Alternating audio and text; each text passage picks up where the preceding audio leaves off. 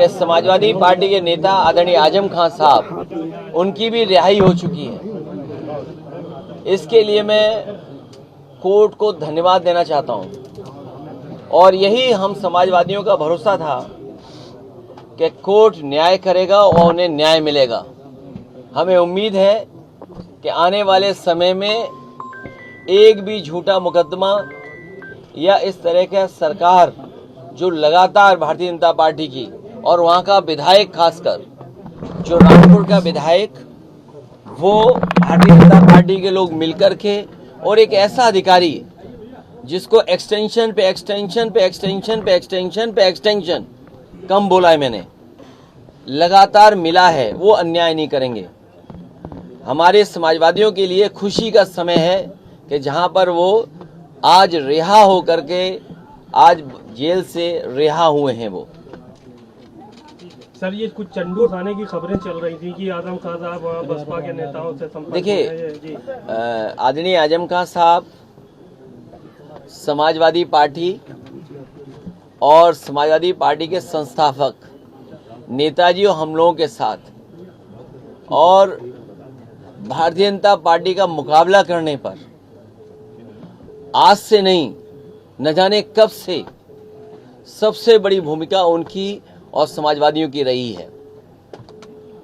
और आज तो इतना खुशी का ये भी समय है कि जब आज मैं इन लोगों से मिलना हूं, जहां एक पुरानी जगह पहुंचे, वहीं पर उन्हें भी आज ही न्याय मिला है।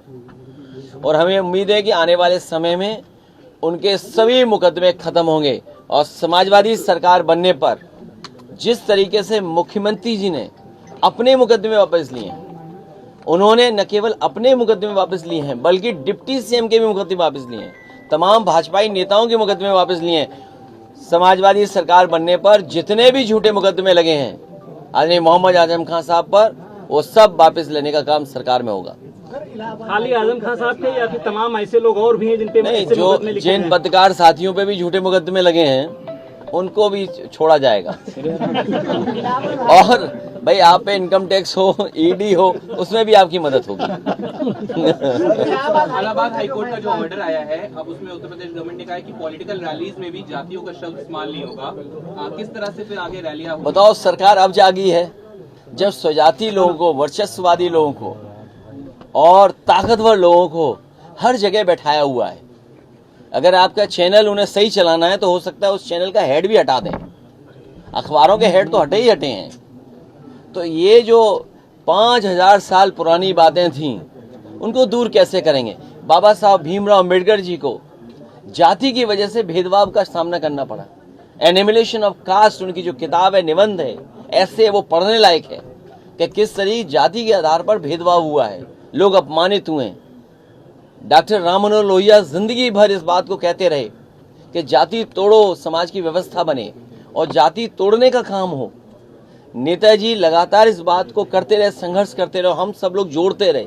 कभी बहुजन समाज के नाम पर हम सब लोग जुड़े एक साथ, और आज भारतीय जनता पार्टी पीडीए से घबरा करके, हालांकि वो हाई कोर्ट का फैसला है, लेकिन मैं ये मानता हूं हमारा पहला इमोशनल, भावनात्मक रिश्ता अगर कोई है तो वो जाति है।